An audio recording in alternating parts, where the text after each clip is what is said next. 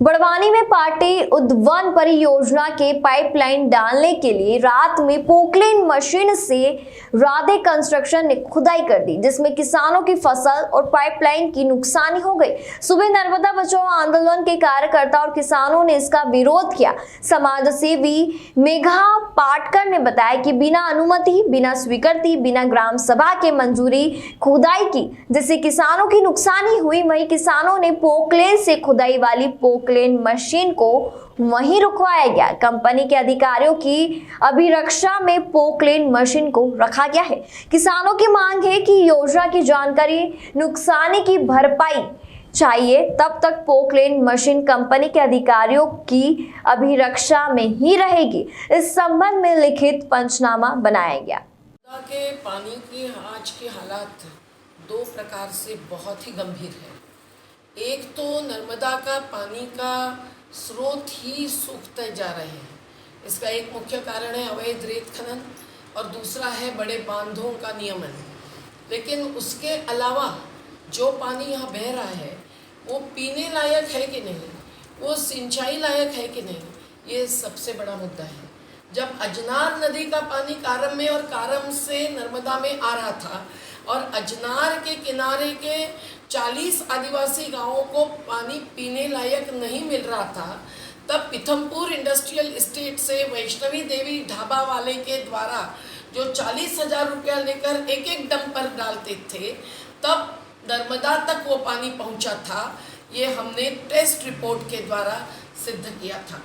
आज हम लोग आपके सामने पेश कर रहे हैं नर्मदा के पानी का, जो राजघाट कुकरा गांव से, जहाँ हजारों तीर्थ यात्री आते हैं, आदिवासी भी आते हैं और पकड़ो ना, और जिस पानी को नर्मदा के ही किनारे के गांव ही नहीं पर बड़वानी जैसे शहर के शहरवासी भी पीते हैं, उस पानी के रिपोर्ट को पेश कर रहे हैं।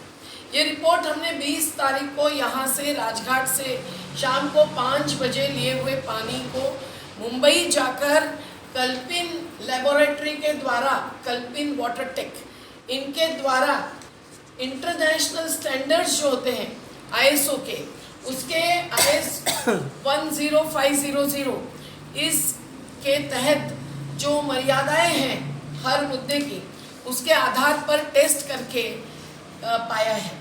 और इस टेस्ट का नतीजा है कि नर्मदा का यहाँ का पानी पीने लायक नहीं है।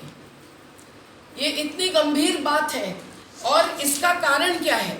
इसमें एक तो कलर बदल गया है, टेस्ट बदल गई है और इसका टर्बिडिटी यानी पानी का एक शुद्धता खत्म हुई है। ये बात तो है ही। उसका कारण क्या है? उसमें बहुत सारे रेत, मिट्टी ये सब आ रही है, क्योंकि कैचमेंट जो है जलग्रहण क्षेत्र वो भरसक खनन से नीचे उतर आ रहा है, गाद से भर रहा है। लेकिन महत्व की बात यह है कि ये पानी अब हार्ड वाटर साबित हुआ है, जबकि 200 की लिमिट है, ये पानी में 306 की यूनिट्स भरी हुई है। और ये ऐसे पानी से पथरी होती है, किडनी प्रभावित होती है और यहाँ बहुत सारे लोग आज पथरी की बीमारी से भुगत। आज पिछोड़ी ग्राम में क्या विवाद हो जाता है? आज सुबह 6 बजे से पिछोड़ी के सैकड़ों गांववासी, महिला और पुरुष इसी काम में लगे रहे कि अलग अलग किसानों के खेतों में रात भर में एक पोकलेन मशीन चलाकर खुदाई की गई। किसानों को नहीं कोई नोटिस दी गई, नहीं कोई जानकारी। मुआवजा मिला हुआ उनको? ना मुआवजा मिला। मुआवजा का सवाल इतना बड़ा नहीं, जितना सवाल बड़ा है कि उनकी पूरी नर्मदा की जो पाइपलाइन से सिंचित खेती है, जहाँ भी काकड़ा कपास लग चुकी है या लगने ही वाली है, और जहाँ रोज के रोज उनको सिंचाई के पानी से ही फसल बचानी पड़ती है, और नर्मदा का पानी पहले ही कम हुआ है, लेकिन ऐसे खेतों में इनकी पाइपलाइनें तोड़कर ये मशीनें रात भर में काम करती रही। और ये केवल पिछोड़ी में नहीं हुआ है, ये बिजासन में हुआ है, या अवल्दा में हुआ है, कौन ये सी- बामटा में हुआ है, कौन सी ये कंपनी? भवती में हुए। कौन ये सी- राधे कंस्ट्रक्शन नाम की गुजरात के राजकोट की कंपनी है। ये- इसके प्रमुख मैनेजर कल्पेश पारिक है। यहाँ रवि पटेल डिप्यूटी मैनेजर है, और उनके सर्वे इंजीनियर, सिविल इंजीनियर्स सब लोग आज वहाँ पिछोड़ी में पहुँच गए, जबकि हम भी पहुँच गए, मुकेश भगोरिया, कमला यादव और हमारी बहनें पूरी पिछोड़ी की और हम सब लोग, और उस मशीन को लोगों ने रोक दिया। जब पाइपलाइन तोड़ने की बात की तो किस आधार पर की? ये योजना कौन सी योजना है? नाम तो जाहिर है नर्मदा पार्टी योजना, लेकिन इससे क्या फ़ायदा, किसको फ़ायदा, कितना फ़ायदा, कितने करोड़ रुपए का खर्चा, ये कोई जानकारी न ग्राम सभा को दी है, न मेरे ख्याल से पंचायत को। लेकिन एक आध पत्र पंचायत लिख के देते हैं, उससे लेते हैं। ये पेशा क्षेत्र होते हुए यहाँ नहीं चल सकता है।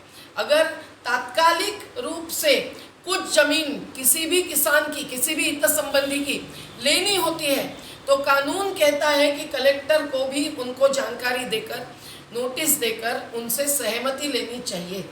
लेकिन अगर ये नहीं हो रहा है तो पेशा कानून का भी उल्लंघन है, क्योंकि ग्राम सभा की भी सहमति नहीं ली जा ये रही पूरा है। दादागिरी से चल रहा है कार्य पूरा। एक प्रकार से ये अवैध कार्य है, और इस कार्य से जो नुकसान हो रहा है, और ये जो बता रहे हैं कि इन गाँव को भी सिंचाई का लाभ मिलेगा, ऐसे गाँव को जिनकी पहले ही जमीन सिंचित है, तो क्या इनका नर्मदा से प्रत्यक्ष सिंचाई का अधिकार ये छीन लेने वाले हैं?